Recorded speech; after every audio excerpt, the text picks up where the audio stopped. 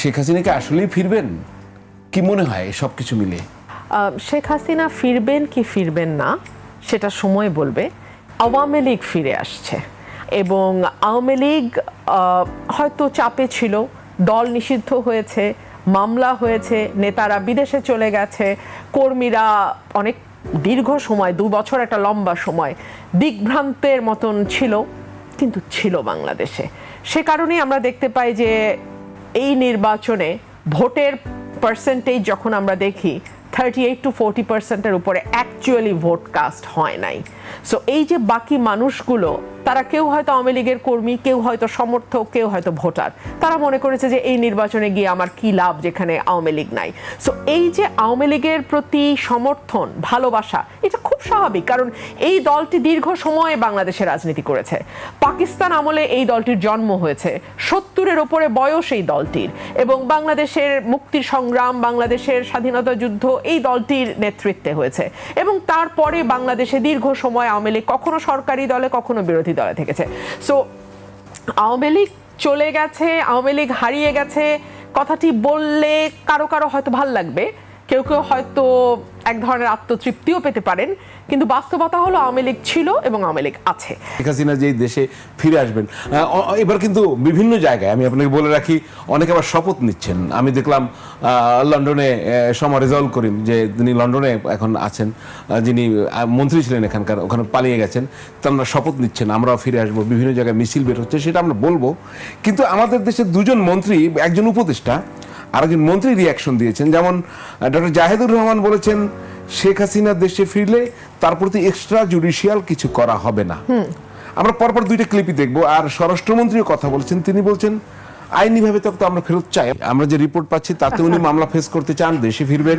আবার নিষিদ্ধ কার্যক্রম, নিষিদ্ধ আওয়ামী লীগের নেতাকর্মীদের ভিতরে এক ধরনের আমরা লক্ষ্য করছি, আপনার এলাকায় সম্ভবত তারা মিছিল বের করেছিল, আমি সেটাই যাব। এই 2জনের বক্তব্য কি বুঝলেন? আচ্ছা, জাহিদুর রহমান বলছেন এক্সট্রা জুডিশিয়াল কিছু হবে না। এক্সট্রা জুডিশিয়াল কি? What is extra judicial? Extra judicial বলতে আমরা বুঝি বিচার বহির্ভূত হত্যা, আমরা বুঝি গুম, আমরা বুঝি হেফাজতে নিয়ে নানান রকম নির্যাতন। উনি আসলে কি বোঝাতে চেয়েছেন? What does he mean by extra judicial? 1, 2 হচ্ছে শেখ হাসিনার ট্রায়াল শেষ হয়েছে, মৃত্যুদণ্ড দেয়া হয়েছে, আপিলের সময় শেষ হয়েছে, তাহলে এখন ওনার জুডিশিয়াল জায়গাটা কোথায় আছে? Appellate division? ওনাকে তো ফিরে যদি উনি আসেন, আমি একদম আইনের ছাত্রী হিসেবে এটুকু বলতে পারি, আসার সাথে সাথে ওনাকে কারাগারে যেতে হবে। সেই কারাগার কি প্রস্তুত হয়েছে? আচ্ছা, আইনিভাবে ফেরত চায় বলছে স্বরাষ্ট্রমন্ত্রী। একটা নোট ভার্বাল দেয়া ছাড়া আইনি কোনোভাবে ফেরত চাওয়া হয়েছে বলে আমাদের জানা নাই। তবে স্বরাষ্ট্রমন্ত্রী যেহেতু অনেক বিজ্ঞ ব্যক্তি, যিনি তার ডিপার্টমেন্ট বা তার মন্ত্রণালয় ছাড়া অন্য মন্ত্রণালয় এবং বিশেষ করে আইন মন্ত্রণালয়ের ব্যাপারে অতি দক্ষ, সুতরাং আইনমন্ত্রী যে কথা বলার কথা ছিল সে কথা স্বরাষ্ট্রমন্ত্রী বলছেন যে আইনিভাবে ফেরত চেয়েছি। আইনিভাবে তো আইনমন্ত্রী বলবে যে আইনিভাবে আমরা, উনি একটা ওপিনিয়ন দেবে আইন মন্ত্রণালয় থেকে, এই ওপিনিয়ন অনুযায়ী বাকি কাজটা পররাষ্ট্র মন্ত্রণালয় করবে। এখানে স্বরাষ্ট্র আসলো কি করে? আপনি আমাকে একটু বুঝায় বলেন, আমি বুঝি নাই। মানে স্বরাষ্ট্র তো এখানে, উনি তো বাংলাদেশে নাই যে ওনাকে ধরা না ধরা, ওনার বিরুদ্ধে কিছু করা না করে, ইট হ্যাজ বিন ওভার, এটা শেষ। এখন আইনমন্ত্রী বলবেন যে আইনিভাবে আমরা, ওপিনিয়ন দেবেন কিভাবে চাইতে হবে, সেই ওপিনিয়ন ওয়াইজ যে আইন অনুযায়ী চাওয়া যায়, সেই ওপিনিয়ন ওয়াইজ পররাষ্ট্র এটাকে হ্যান্ডেল করবে। যাই হোক, এখন এটা তো মানে আমি যেটা বোঝার চেষ্টা করছি, মানে এটা কি আলোচনা হচ্ছে কেন? আপনি শোনেন, ভয়ে ভয়ে ধরেন শেখ হাসিনা সত্যি সত্যি ফিরলো, কথার কথা, সবচেয়ে বেশি বেকায়দায় কে পড়বে আমারে বলেন? পড়বে এই সরকার। তারা না পারবে এক্সিকিউট করতে ফাঁসি, তখন চারপাশে চিৎকার উঠবে এক দলের যে রায় কার্যকর করা হোক, আর রায় কার্যকরের ন্যূনতম আভাস পেলে আরেক দল যে কিভাবে মাঠে নামবে, এইটা কি এই সরকার বোঝে না? এই সরকার স্টানবাজি করে, এই সরকার বালখিল্যতা করে, এই সরকার চটুল ব্যাপারে মানুষের সদয় দৃষ্টি আকর্ষণ করার চেষ্টা করে, কিন্তু একেবারে এত বোকা তো না যে এই সরকার এটা বুঝে না।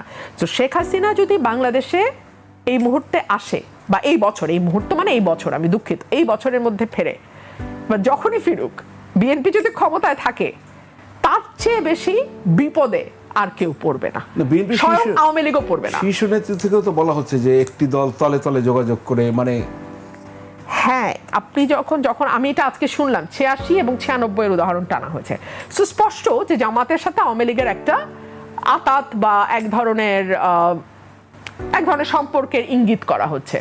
বাংলাদেশে এটাও একটা নতুন ব্যাপার, আজকাল না ভাসুরের নাম কেউ মুখে নেয় না, মানে জামাতের আমির অনেক বদনাম করবে বিএনপির, কিন্তু বিএনপি শব্দটা উনি কিছুতেই বলবে না। আবার একইভাবে বিএনপিও কিন্তু জামাতকে আর এই ইশারায় অনেক কথা বলবে, মানে অনেকটা কি বলবো বলেন, ভাসুরের নাম মুখে নেওয়া যায় না, আর প্রেম হলে টিনেজে যখন একজন আরেকজনের সঙ্গে দেখা হয় নানান রকম আরে ইশারা ইঙ্গিতে কথা চলে। তো বিএনপি জামাতের সম্পর্কটা এখন অনেকটা ওই রকম আরে ইশারায়। আর এই ইশারার দরকার নাই, যে কথা উনি বুঝাইতে চাইছেন সেটা হচ্ছে আওয়ামী লীগের সাথে জামাতের একটা ঐক্য হতে যাচ্ছে, হতেই পারে, মানে হলে তো খুব অবাক হওয়ারও কিছু নাই, হতেই পারে ঐক্য, রাজনীতিতে তো শেষ কথা বলে কিছু নাই। আমি একটু আপনার একটা বক্তব্য যদি এখন দেখানো যায় আমি দেখাবো, তারপরে আরেকটু এটা ফ্যাক্ট চেক করতে চাই। আপনি মব ভায়োলেন্সের কারণে বিচারপতিরা এখনো স্বাধীনভাবে জামিন দিতে পারেন না। ভিডিওটা যখনই আসতে পারবে আমরা দেখব, দেখার পরে আমার প্রশ্ন আছে আপনার কাছে। জি, কিভাবে দোষ দেই, বিচারক কিভাবে শুনবেন? তার ঘাড়ের উপরে কয়টা মাথা, মব বাইরে অপেক্ষা করছে, মামলায় জামিন হলে মব গিয়ে ঢুকবে আদালত প্রাঙ্গণে। এবং এই ঘটনা ঘটেছে বলেই আমি বলছি, এমন না যে ঘটনা ঘটে নাই, মব ঢুকবে গিয়ে আদালতে। সো বিচারকের পক্ষে রাজনৈতিক মামলা শোনা সম্ভব নয়। যেটা আপনার কাছে এর সাথে আমি যেটা যুক্ত করতে চাই, আপনি আপনার বক্তব্যে আরো একটা জায়গায় বলেছেন যে ওই যে মুখোশ বেঁধে যে নিষিদ্ধ ঘোষিত আওয়ামী লীগ বা ছাত্রলীগের আপনার এলাকায় মিছিল হয়েছিল, এখন কারা সেটা তো আপনি বলছেন বোঝা যায় না, তবে সেখানে আবার মামলা দিয়েছে দুশোর বিরুদ্ধে। তাহলে 20 জন 25 জন বের করেছে দুশোর বিরুদ্ধে মামলা, এটা মামলা বাণিজ্যের একটা স্কোপ তৈরি হচ্ছে কিনা। এই যে মব আবার জামিন দিচ্ছে না, তো মবকে শেষ হয় না, আমরা তো তাহলে বিচার বিভাগকে এখন স্বাধীনভাবে কাজ করতে পারছে না, মানে কোথায় যাচ্ছি আমরা তাহলে? আমরা না একটা খুবই দুর্গতির মধ্যে আছি। আমি আপনাকে বলি, আমার এলাকায় মাথা গুনে দেখেছি 15 বা 16 জন হয়, তারা প্রত্যেকে মাস্ক পরা, ক্যাপ পরা, কারো চেহারা আপনি বুঝতে পারবেন না, মিছিল করেছে। 150 উপরে আসামি করা হয়েছে, এবং ম্যাক্সিমাম হচ্ছে যারা হাঁসের মামলা, মানে হাঁসের ইলেকশন করেছে, মানে আমার ইলেকশন করেছে। হ্যাঁ, অনেক ব্যবসায়ীকে ঢুকানো হয়েছে, যারা একটু মানে পয়সা কড়ি আছে এলাকায় তাদের নাম দেওয়া হচ্ছে। এখানে কয়েকটা ফেজে বাণিজ্য হয়। প্রথমে হলো এলাকার বিএনপি লিডাররা ফোন দেয়, এই মামলা কিন্তু হয়ে যাবে, আমরা তো আটকাইতে পারবো না, বুঝে নিত অবস্থা, ইত্যাদি ইত্যাদি। এটা হচ্ছে আভাস তৈরি করা যে কিছু কিন্তু দিতে হবে, কিছু দিলে আচ্ছা নামটা দেখেই বুঝেন তো, আমি তো খাবো না কিন্তু থানা তো শুনবে না, কথা বুঝেন, আমি তো খাবো না থানা তো শুনবে না, গেল কিছু টাকা। দ্বিতীয় ফেজটা হচ্ছে মামলা থেকে নাম কাটাবো, কিছু টাকা দেন, আমি তো খাবো না থানা তো শুনবে না, কথা বুঝেন, এই দ্বিতীয় ফেজের টাকা। 3 নম্বর ফেজ হলো, ঠিক আছে এখন তো কাটাতে পারলাম না, আচ্ছা দেখি জামিনের ব্যবস্থা কি করা যায়, দেখা যাবে বিএনপির লয়ারে গিয়ে ওই জামিনে দাঁড়ায় গেছে। মানে কতগুলো ধাপে ব্যবসা হচ্ছে আপনি চিন্তা করেন। এটা শুধু আমার এলাকার কথা না, এটা বাংলাদেশের বহু এলাকার কথা। আপনি মবের কথা বলছেন, কিছুদিন আগে আমার এলাকায় আমার যিনি জুডিশিয়াল ম্যাজিস্ট্রেট আছেন উনি আমাকে একটা ভিডিও পাঠিয়েছেন, যে আপনি দেখেন ঝিনাইদহ বা কোথাও মানে কোনো একটা জেলা আদালত, যেখানে জামিন দেওয়ার পরে সরকার পক্ষের লোকজন গিয়ে, বিএনপির পক্ষের লোকজন গিয়ে তাণ্ডব চালাইছে আদালতের ভিতরে। সো এই হলো এখন অবস্থা। সারা হোসেন কিছুদিন আগে বলতেছে যে জামিন, এবং আমি তো এখন গত 2 বছর 3 বছর ধরে আমি রেগুলার কোর্টে যখন যাচ্ছি, আমি দেখতে পাচ্ছি ধরেন একটা কোর্ট একটু রিলিফ দেয়, মন বড়। আমার সিনিয়র রফিকুল হক একটা কথা বলতেন, মন বড় না হলে জজ হওয়া ঠিক না।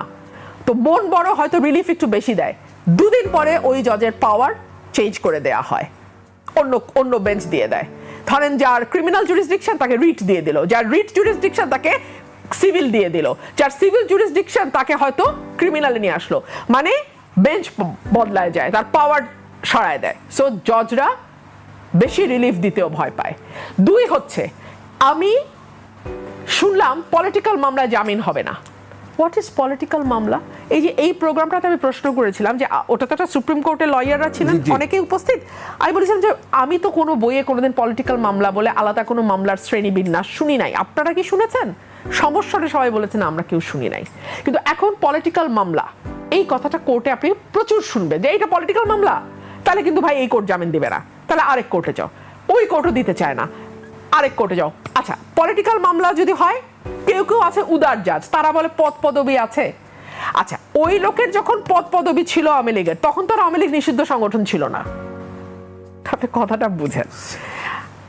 আরে আমি কি বলবো আপনাকে, শিরিন শারমিন চৌধুরী খুনের মামলায় কারাগারে যায়। আমি এরকম বলতে পারি, যেমন আমরা কিন্তু প্রচুর সমালোচনা করেছি দেশব্যাপী, এটা সমালোচনা হয়েছে যখন মির্জা ফখরুলকে এই ধরনের অবিশ্বাস্য মামলায় আসামি করা হয়েছে। তো একই ঘটনা যখন আবার রিপিট হয়, তখন তো আমার মতো, আপনার মতো বা আরেকজনের মতো যারা কোনো দলের পদে নাই, তাদের মধ্যে প্রশ্ন আসে যে তাহলে আওয়ামী লীগের কি সমস্যা ছিল, একই ঘটনা যদি এখন আবার হয়। মানে সেম সিনারিও কেন ক্রিয়েট হয়? What is the problem in our politics? আপনি কোথায় সমস্যাটা খুঁজে বের করেন? আমরা তো এই জায়গাটা চাচ্ছিলাম না। আমার কাছে সবসময় মনে হয় যে এখন যেই সময়টা আমরা পার করছি সেটা হচ্ছে ইনকম্পিটেন্ট আওয়ামী লীগের সময়। মানে আওয়ামী লীগ যেটা করেছে with full confidence and competence, দুটা নিয়ে করেছে।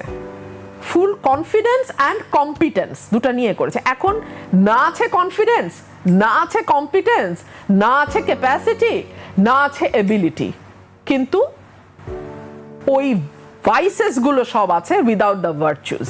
পাটোয়ারিকে ঝিনাইদহে তো মামলা, আপনি জানেন তো, হামলা হয়েছে এবং সে বোধহয় মামলা পরে করতে পারছে কিনা জানি, শুধু মামলাও করতে কিন্তু তাদের অনেক সময় নিতে হচ্ছিল। না, আপনি বিএনপি না করলে তখন মামলা টামলা করতে পারবেন না। এত সোজা নাকি মামলা করা থানায় গিয়ে? আমার উপরে যে মব ভায়োলেন্স হয়েছে 21শে ফেব্রুয়ারি, আমি অলি আহাদ সাহেবের মেয়ে, আমি সরিয়ে রাখলাম, আমি এলাকার নির্বাচিত এমপি, আমি এলাকার নির্বাচিত এমপি। এই যে আমাদের স্বরাষ্ট্রমন্ত্রী পৃথিবীর সকল বিষয়ে জ্ঞান রাখেন, ওনার কি উচিত ছিল না যে 21শে ফেব্রুয়ারির পরে 22শে ফেব্রুয়ারিতেই থানায় মানে খবর নিয়ে একটা ব্যবস্থা করা? শুনেন, আমি আপনাকে বলি, আপনি যখন চেরি পিকিং করবেন জাস্টিস করার সময়, রামি স্যার বাসায় যাবেন, শার্ট ইন করবেন না, এলোমেলো বেশে যাবেন, আপনি কিন্তু ওই ভুয়া শুনে ধাওয়া খাবেন। কারণ মানুষ কিন্তু এগুলো খায় না। আপনি মনে করেন মানুষ খায়, এটা কিন্তু 91 সাল না, এটা 2001 সাল না, এটা 2026। মানুষ কিন্তু ওইসব স্টানবাজি খায় না। সো এই যে আপনি যদি আইনের শাসন প্রতিষ্ঠা করতে চান, যদি না চান তাহলে ভিন্ন আলাপ, তখন আপনাকে মানুষ ওইভাবেই হ্যান্ডেল করবে। আইনের শাসন যদি প্রতিষ্ঠা করতে চান, আপনি ভিকটিমের পরিচয়, তার মানে কোনো কিছুর দিকে আপনি তাকাতে পারবেন না। সে বাংলাদেশের নাগরিক, তার উপরে হামলা হয়েছে, সে যেই হোক না কেন, আপনাকে হামলাকারী যেই হোক না কেন, তাকে আপনাকে আইনের আওতায় আনতে হবে।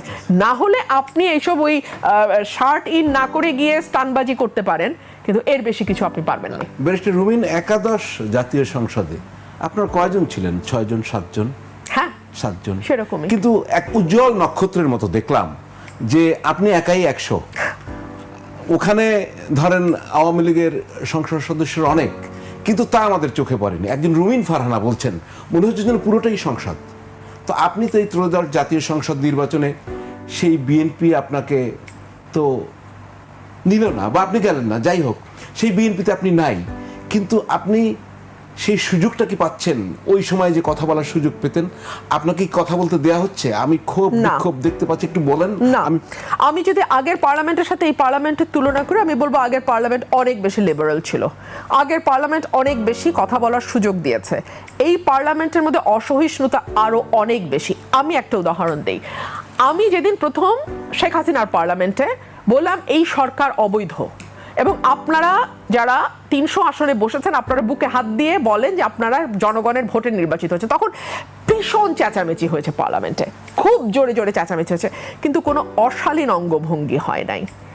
এই পার্লামেন্টে তারেক সাহেব উপস্থিত থাকা অবস্থায় ওনারই এক রো পেছনে বসা, আমি নাম বলবো না, যিনি তার নানান অপকর্মের জন্য সময়ে সময়ে বিখ্যাত হয়েছেন, যার অশালীন টেলিফোন রেকর্ড হাসিনার আমলে ফাঁস হয়েছে, সেই লোক, আমি ভদ্রলোক বলবো না, এমন বিচ্ছিরি অঙ্গভঙ্গি করেছেন যে জামাতের আমিরকে দাঁড়িয়ে সেটার প্রতিবাদ করতে হয়েছে। সো আমি মনে করি যে এই পার্লামেন্টের অসহিষ্ণুতা আগের চেয়ে বেশি।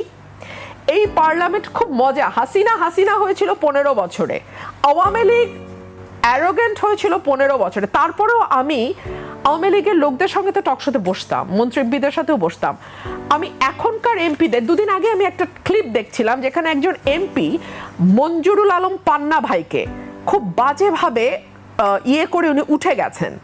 তো আমরা তো অনেক ভয়াবহ কথা টকশোতে বলেছি। আমি তো আওয়ামী লীগের কোনো এমপিকে এত অ্যারোগেন্ট দেখি নাই, একজন দুইজন ছাড়া। আমি বিএনপির মধ্যে অ্যারোগেন্স আরো অনেক বেশি দেখি। আমরা একটু দেখি আপনার কথা, ওই ক্লিপটা একটু দেখতে পারবো? যে আপনি কিন্তু কয়েকদিন আগে একটা সেমিনারে বলছেন যে আমরা দীর্ঘদিন দলীয় শাসন দেখেছি, এখনো তার ধারাবাহিকতা চলছে। একটু যদি এই ক্লিপটা দেখি তাহলে আলোচনা শুরু করতে পারি। নো, এটা না, আপনি টু দি পয়েন্ট ক্লিপ দেখান। আমরা এটা না, আমরা দীর্ঘদিন ধরে একদলীয় শাসন দেখেছি, এখনো তার ধারাবাহিকতা চলছে। আমরা আলোচনা করি এর ভিতরে ক্লিপটা আসলে ওইসে যে একটু দেখি একটু। দীর্ঘদিন একদলীয় শাসন দেখেছি, এখনো তার ধারাবাহিকতা চলছে। তখন বিএনপি জামাতকে খেলার মাঠের বাইরে রেখে একরকম ভাবে সংসদকে সাজানো হয়েছে, এখন আওয়ামী লীগ এবং বাম দলগুলোকে বাইরে রেখে আরেক ভাবে সংসদকে চালানো হচ্ছে। আর না দেখালাম, আপনার আরো বক্তব্য আছে। কেন এরকম মনে করেছেন? মানে এই একদলীয় ব্যবস্থায় চলে গেছে। নাম্বার ওয়ান, আপনি দেখছেন একদলীয় ধারাবাহিকতা। আওয়ামী লীগের প্রসঙ্গ আবার আমাদের চলে আসবে। আওয়ামী লীগকে কিভাবে বাইরে রাখার কি ভিতরে রাখার কোনো সুযোগ ছিল কিনা সেটাও আমি জানতে চাই। এই একদলীয় ধারাবাহিকতাটা যদি আমরা বুঝতে চাইতাম আপনার কাছে। আপনি যদি 14, 18, 24-এর 3টা নির্বাচন দেখেন, একটা একদলীয় নির্বাচন, একটা মধ্যরাতের নির্বাচন, একটা ডামি নির্বাচন। এর মধ্যে বিএনপি যেটাতে অংশ নিয়েছিল সেটাতেও বিএনপি মাত্র 6টি আসন পেয়েছে। সো এই নির্বাচনটি যে কোনো নির্বাচনই হয় নাই, এটা আওয়ামী লীগও জানে, আমরা সবাই কম বেশি জানি। সো ওই সংসদে যখন আমি গেলাম 18 সালে, আমার কাছে মনে হলো যে এটা তো আওয়ামী লীগ +1, মানে আওয়ামী লীগ আর জাতীয় পার্টিকে আমার আলাদা দল মনে হয় নাই, মানে আওয়ামী লীগ +1 একটা, আওয়ামী লীগ +1, এটা জাতীয় পার্টি যে একটা আলাদা দল, আলাদা এন্টিটি। আমি পরবর্তী ব্যাপারে জানতে চাচ্ছি ওটা তো, ওটার ধারাবাহিকতার পরে যখন আমরা 26-এর ইলেকশন হলো, জি, এখানেও আপনি লক্ষ্য করে দেখবেন বিএনপি +1। মানে আপনি ধরুন 300 জনের একটা সংসদ, ট্রেড এগ্রিমেন্ট নিয়ে আলোচনার জন্য আমি একজন সদস্যকে পাই না, তাহলে এই সংসদটাকে আপনি একদলীয় বলবেন না তো কি বলবেন? 1, 2 হলো বাংলাদেশে হামে 500-র উপরে শিশু মারা গেছে। বাংলাদেশে তেলের জন্য কয়েকদিন আগেও হাহাকার হয়েছে, দাম বাড়ানোর সাথে সাথে লাইন উবে গেছে। অ্যাজ ইফ তারা তো, সরকার তো বলেছে তেলের মজুদ আছে, মজুদ যদি থাকে তাহলে লাইন কেন হলো সেটার যেমন জবাব নাই, আর যদি মজুদ না থেকে থাকে তাহলে দাম বাড়ানোর সাথে সাথে লাইন কোথায় চলে গেল সেটারও তেমন জবাব নাই। এই প্রশ্নগুলো তুলবার মতন, শক্তভাবে তুলবার মতন, মিউ মিউ করে না, শক্তভাবে তুলবার মতন আমি এনসিপির 2-1 ছাড়া আর কাউকে পেলাম না। আচ্ছা, 3 হলো বিদ্যুতের দাম। সরকার ক্ষমতায় আসতে না আসতেই আবার বাড়ছে বিদ্যুতের দাম। তেলের দাম আর বিদ্যুতের দাম যখন বাড়ে তখন আপনি মনে রাখবেন করলা, বেগুন, ঝিঙ্গা, পটল সবকিছুর দাম বাড়বে, সবকিছুর দাম বাড়বে। আপনি বাজারে যান, আমরা তো কাউরান বাজারের মধ্যেই বসে আছি, গিয়ে পিছনে খবর নেন 100 টাকার নিচে আপনি কোনো সবজি পান কিনা। বহু পরিবার আছে 6 মাস এক টুকরা মুরগির মাংস খায় নাই, গরুর মাংস তো চোখেই দেখে নাই, বাদ দিলাম। তো এই রকম অবস্থায় যখন আপনি তেল আর বিদ্যুতের দাম বাড়াবেন, মধ্যবিত্তের অবস্থা কি দাঁড়ায়? হাম নিয়ে কি হয়েছিল? আপনি তো কথা বলতে চেয়েছিলেন হাম নিয়ে কথা যখন বললাম, আমার কাছে মন্ত্রীকে বিরক্ত মনে হয়েছে। এই মন্ত্রী মহোদয় সজ্জন ব্যক্তি, মন্ত্রী হওয়ার আগে ওনার সঙ্গে আমার হামেশাই কথাবার্তা হতো। তো মন্ত্রী হওয়ার পর হয়তো উনি আর কি সেই মানে, যাই হোক, মন্ত্রিত্বের তো একটা গরম আছেই। প্রধানমন্ত্রী বলেন না চেয়ার দিয়ে আগুন বেরোয়, তো প্রধানমন্ত্রীর চেয়ার যদি দাউ দাউ করে জ্বলে, মন্ত্রীদের চেয়ার যে একটু একটু মানে মাইক্রো ওভেনের কাজ করবে না তা তো না। তো মন্ত্রীদের চেয়ারও একটু একটু মাইক্রো ওভেনের কাজ করে, মন্ত্রীরাও একটু গরম হন। তো উনি খুব একটা কমফোর্টেবল ছিলেন না উত্তর দিতে, আমার মনে হয়েছে। মেবি আই এম রং। তো আমি ওনাকে বললাম, উনি বললেন এত ভয় দেখালে নাকি সবার হাম হবে, মানে রোগাক্রান্ত হয়ে যাবে। তো তো আমি বললাম আমরা তো সাংসদের সামনে কথা বলি, 300 হামের রুগী নিয়ে না। সো এই যে একটা জবাবদিহিতার ল্যাকিং এবং দোষ চাপানো, এবং ভেরি ইন্টারেস্টিং, দেখেন এই সরকারটি কিন্তু ইউনূস সরকারের একটা প্রলম্বিত অংশ। আমি বলি কেন, আমি এ কারণেই বলছি প্রলম্বিত অংশ। এই সরকার আসার ঠিক 3 দিন আগে ট্রেড এগ্রিমেন্টের মতো একটা ভয়াবহ গোলামির চুক্তি বাংলাদেশে হয়েছে। যেই এগ্রিমেন্টটা নিয়ে ধরেন আমার মতন দুষ্ট লোক এটাকে গোলামির চুক্তি বলতেছে, নিজের পলিটিক্যাল ফিউচারের কথা চিন্তা না করেই বলতেছে। বাকিরা এটা নিয়ে আলোচনা, দুষ্ট না বোকা লোক, বোকা কাম দুষ্ট। কারণ আমার আসলে আমি কখনো আমি আপনাকে এটা সাইডলাইন আরেকটা কথা বলি, এইবার মন্ত্রী হওয়ার পর দেখলাম প্রতিমন্ত্রীরা প্রধানমন্ত্রী গাড়ির পিছনে দৌড়ায়। বেশ, মানে আমি 3টা প্রতিমন্ত্রীকে দেখছি প্রধানমন্ত্রী গাড়ির পিছনে দৌড়াতে। মানে মন্ত্রী হতে হলে যদি আত্মসম্মানবোধ বাদ দিয়ে এখানে নামতে হয়, খোদা যেন আমাকে বাংলাদেশে কোনোদিন মন্ত্রী না করে। ইন্ডিপেন্ডেন্ট এমপির সম্মান অনেক বেশি, খোদা যেন আমাকে কোনোদিন মন্ত্রী না করে, যেখানে আমাকে একজন ব্যক্তির গাড়ির পিছনে, টিসিবির ট্রাকের পিছনে দৌড়ানোর মতন, অভাবী মানুষের মতন আমাকে দৌড়াতে বাধ্য করে। আমি এর চেয়ে খারাপ ভাবে আর কিছু বললাম না। আমরা শুনবো আপনার কথা, আরো অনেক বিষয় রয়েছে। আমি ওটাতে শেষ করি যে এই বিষয়গুলো নিয়ে আলোচনা করবার সাহস সংসদে 2 দলের এক দলও করলো না, মানে বিএনপি এবং জামাতের কেউ সাহস করলো না। তার মানে এটা হচ্ছে ইউনূসের একটা প্রলম্বিত অংশ। ইউনূসের খলিলুর রহমান এই সরকারের পররাষ্ট্রমন্ত্রী, মানে বিএনপি এতই অযোগ্য পার্টি যে যারা গত 25 বছরে তাদের 20 বছর ধরে বিরোধী দলে থাকা অবস্থায় তাদের একটা পররাষ্ট্রমন্ত্রী ঠিক করতে পারে নাই। সো খলিলুর রহমানকে তাদের পররাষ্ট্রমন্ত্রী বানাইতে হইতেছে। চিন্তা করেন এইটা ইউনূসের অংশ, যে সরকারের তথ্য উপদেষ্টা ডক্টর জাহিদুর রহমান বলছে যে না না আমরা বিশ্বাস করতে চাই যে ইউনূস সরকারের সময় শিশুদেরকে হত্যা করার উদ্দেশ্যে টিকা বন্ধ হয়েছে, বিষয়টি এমন নয়। আরে বোকা, ছাগল শব্দটা নাই বললাম মিডিয়াতে, কেউ তো হত্যার উদ্দেশ্যে করে না, কিন্তু যখন তার গাফিলতি এমন পর্যায়ে যায়, যেটাকে বলা হয় রেকলেসনেস আইনের ভাষায়, যে এমন পর্যায়ে রেকলেসনেস যে যেটা অবধারিতভাবে মৃত্যু নিয়ে আসবে অন্য মানুষের, এবং সেটা তোমার না বোঝাটা বা সেইটাকে পাত্তা না দেওয়াটা তোমার এমন রেকলেসনেস যেটার জন্য তুমি হোমিসাইডের অপরাধী হতে পারো। জি, আমি বিরতিতে যেতে চেয়েছিলাম, তো আরেকটা প্রশ্ন না করে আর যেতে পারছি না। তো অযোগ্য দলটি সম্পর্কে যখন বিএনপিতে ছিলেন তখন টের পাননি? না, তখন পাই নাই। কেন? তখন তো তারা ছিল মজলুম, তাদের গুম করে, তাদেরকে গিয়ে বিচার বহির্ভূতভাবে হত্যা করে, তাদের নামে হাজার হাজার মামলা হয়, তারা বছরের পর বছর জেলে থাকে, বাপ মার জানাজা আসার আগে হাতে হ্যান্ডকাফ পরায় আসে, এগুলো তো সত্য। সো তখন যদি আমি এই বিষয়গুলোতে কথা না বলতাম, তাহলে আজকে তো আমি এই সত্য উচ্চারণ করতে পারতাম না। তখনও আমি সত্য উচ্চারণ করেছি, গেছে বিএনপির পক্ষে, আজকেও আমি সত্য উচ্চারণ করছি, গেছে বিএনপির বিপক্ষে। আমি কি করব বলেন? রুমিন ফারহান এটা করবেই, আমি করবই, কোনো ভয় নাই। আমার বাবাকে আমি এইটাই দেখেছি। আমি জীবনে, আমি যখন রাজনীতিতে এসেছি, আমি সচেতনভাবে সিদ্ধান্ত নিয়েছিলাম আমি আমার বাবা হব না, আমি কোনোভাবেই আমার বাবার মতো হব না। কিন্তু আমি যত দিন যাচ্ছে, আমি যতই মানে আমার বয়স যত বাড়ছে, আমি যত ধীরে ধীরে আমার জীবনের শেষ দিকে যাচ্ছি, আমি দেখতে পাচ্ছি আমি আসলে আমার বাবাই।